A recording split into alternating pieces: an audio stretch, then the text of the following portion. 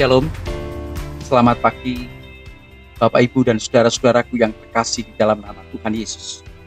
Senang sekali pagi ini saya bisa menjumpai Bapak Ibu di dalam tayangan video singkat ini. Sebelum kita membaca dan merenungkan firman Tuhan, terlebih dahulu kita akan tunduk kepala, kita berdoa. Mari kita berdoa. Bapa kami yang ada di dalam surga, terima kasih Tuhan untuk kasih dan anugerah-Mu. Di pagi hari ini kami bisa bangun dari istirahat kami, dan sebentar kami akan membaca dan merenungkan firman-Mu. Kiranya Tuhan tolong kami, berikan hikmat supaya kami dapat mengerti dan memahami firman. Terpujilah nama-Mu, di dalam nama Tuhan Yesus kami berdoa. Amin. Saudaraku dikasih oleh Tuhan, hari ini saya ingin mengajak Bapak, Ibu, dan Saudara merenungkan satu kebenaran firman Tuhan yang terambil di dalam Kisah Para Rasul pasal ayat 1 sampai dengan ayat yang ke-10. Kisah Para Rasul pasal 3 ayat 1 sampai dengan ayat yang ke-10.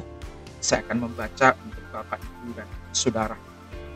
Kisah Rasul 3 ayat 1 sampai 10 dan firman. Pada suatu hari menjelang waktu sembahyang, yaitu pukul 3 petang, naiklah Petrus dan Yohanes ke bait Allah. Di situ ada seorang laki-laki yang lumpuh sejak lahir, sehingga ia harus diusung. Tiap-tiap hari orang itu diletakkan dekat pintu gerbang bait Allah yang bernama Gerbang Indah untuk meminta sedekah kepada orang yang masuk ke dalam bait. Ketika orang itu melihat bahwa Petrus dan Yohanes hendak masuk ke bait Allah, ia meminta sedekah. Mereka menatap dia dan Petrus berkata, "Lihatlah kepada kami." Lalu orang itu menatap mereka dengan harapan akan mendapat sesuatu dari mereka. Tetapi Petrus berkata, "Emas dan perak tidak ada pakai, tetapi apa yang kupunyai kuberikan demi nama Yesus Kristus orang Nazaret itu berjalan." Lalu ia memegang tangan kanan orang itu dan membantu dia berdiri. Seketika itu juga kuatlah kaki dan mata kaki orang itu. Ia melonjak berdiri lalu berjalan kian kemari dan mengikuti mereka ke dalam bait Allah, berjalan dan melompat-lompat serta memuji Allah. Seluruh rakyat itu melihat dia berjalan sambil memuji Allah.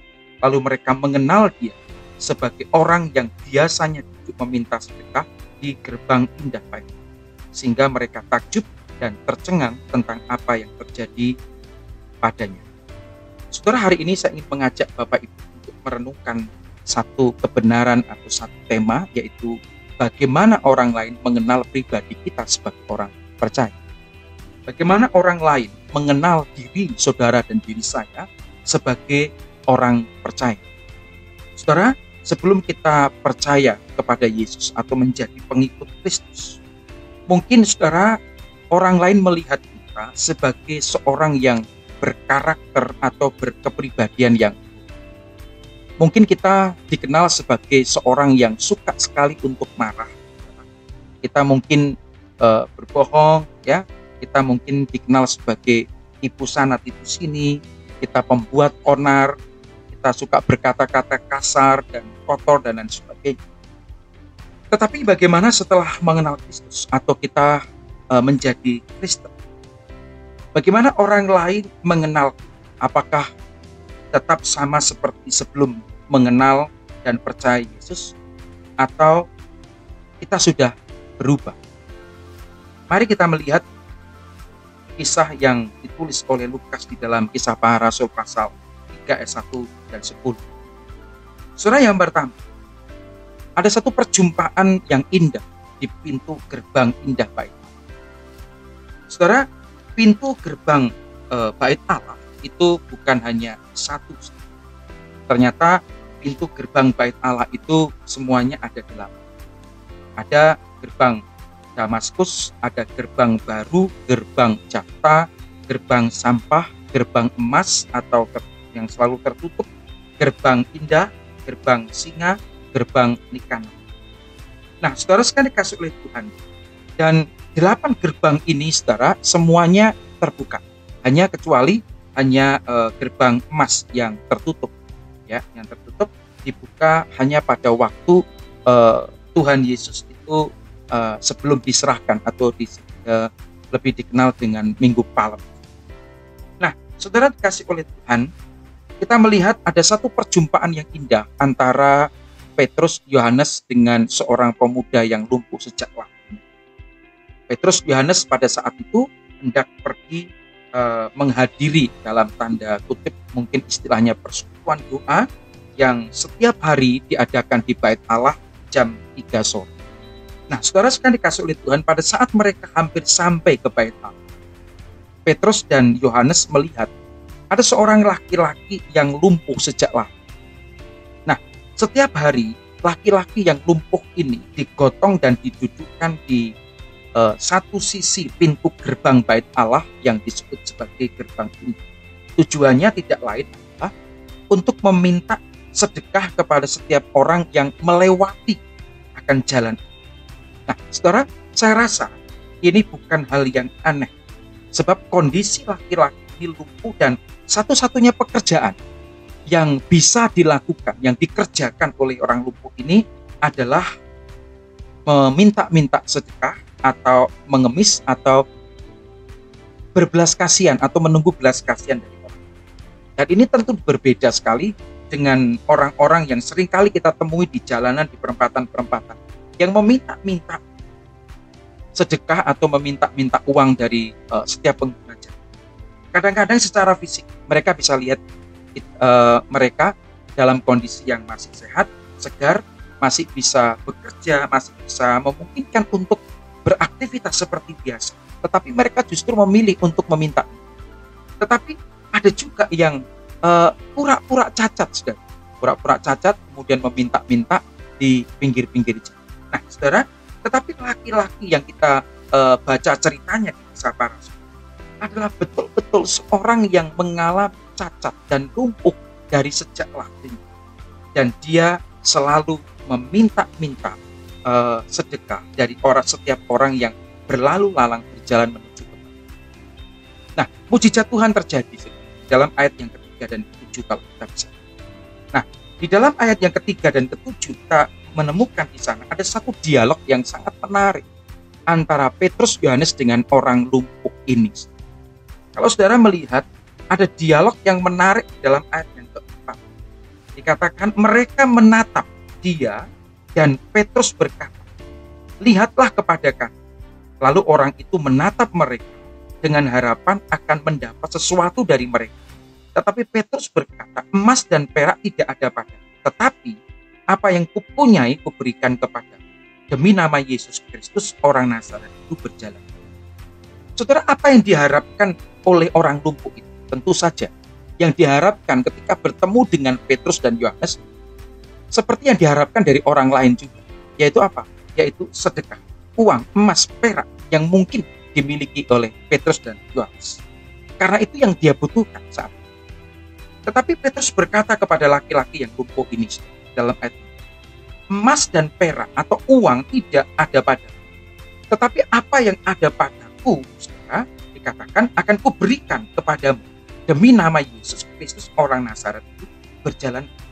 Seketika itu juga orang lumpuh ini sembuh dan berjalan. Saudara, orang lumpuh ini sangat gembira sekali. Orang lumpuh ini melonjak-lonjak kegirangan. Ia berjalan ke sana kemari oleh karena dia sudah disembuhkan oleh Tuhan. Kebahagiaan yang ia alami, kesembuhan yang ia alami melebihi daripada emas dan perak, uang yang setiap hari ia dapatkan. Orang lumpuh ini telah mendapat sesuatu yang sangat berharga di dalam hidup, melebihi dari apa yang selama ini dia inginkan dan minta, yaitu kesembuhan. Nah, saudaraku yang dikasih oleh Tuhan, banyak orang berharap akan mujizat seperti ini, ya, seperti orang yang lumpuh sejak lahirnya, pemuda itu, dia disembuhkan oleh Tuhan. Banyak orang yang menginginkan mujizat seperti itu, sakit disembuhkan, ya, pergumulan, masalah hidup diangkat, dan kemudian semua persoalan diselesaikan dengan di dalam nama Yesus Kristus ada mujizat, begitu ya. Nah, tetapi ketika mujizat tidak kunjung terjadi, banyak orang kemudian menjadi kecewa dengan Tuhan dan meninggalkan Tuhan. Banyak di antara kita yang bersikap seperti itu. Saya ingin menyinggung sedikit tentang mujizat. Apa itu mujizat? Mujizat itu adalah tanda yang menunjukkan kepada Kristus. Jadi mujizat itu adalah tanda yang menunjukkan kepada supaya melalui tanda itu, yaitu melalui mujizat itu, kita dapat melihat sesuatu yang lebih besar daripada mujizat itu sendiri. Nah, saya ulangi sekali, bahwa tanda itu harus menunjukkan kepada Kristus. Itulah mujizat. Supaya melalui tanda itu, yaitu melalui mujizat yang terjadi, kita dapat melihat sesuatu yang lebih besar daripada mujizat itu sendiri. Nah, kegagalan gereja, kegagalan orang-orang Kristen di zaman sekarang ini menjadikan mujizat sebagai tujuan dan Yesus hanya sebagai tanda, dan dalam nama Yesus Kristus dijadikan sebagai satu mantra.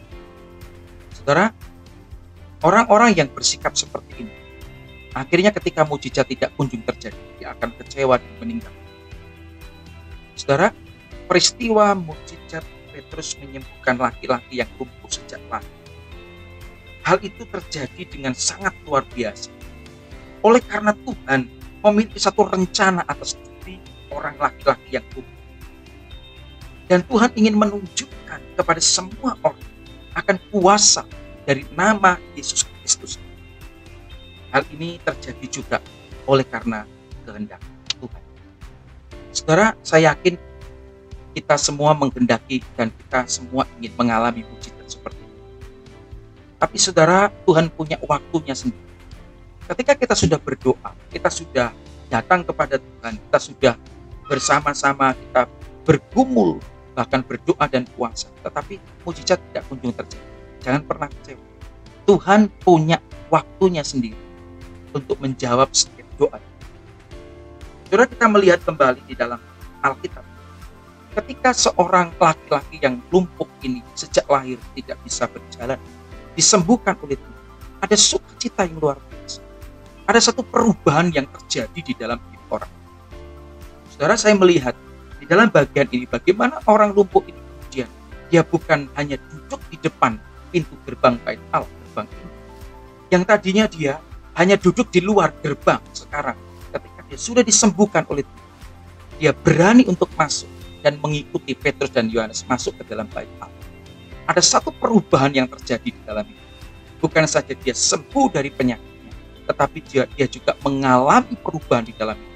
Sekarang fokus hidupnya bukan lagi meminta-minta saja, tetapi fokus hidupnya adalah bagaimana aku sekarang mengikuti Yesus dan percaya kepada Yesus.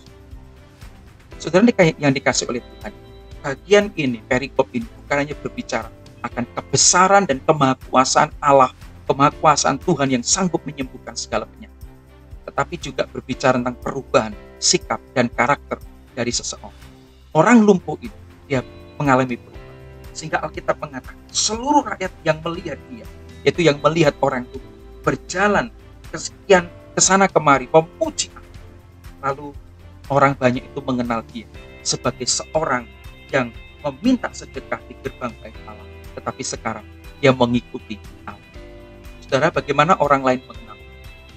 Bagaimana orang lain mengenal diri kita sebagai orang Kristen? Apakah ada perubahan yang baik yang kita tunjukkan kepada Tuhan? Ataukah kehidupan kita sama seperti sebelum kita percaya kepada Tuhan? Kita sama, tidak ada perubahan. Kita tetap menjadi orang yang suka berkata-kata kasar, jorok, suka marah, dan suka mendengki, suka membenci. Kita memiliki karakter yang buruk dan lain sebagainya. Apakah orang lain tetap mengenal kita seperti itu? Atau orang lain bisa melihat kita ada satu perubahan, kita orang percaya, kita orang Kristen, kita sudah mengalami perubahan di dalam kita.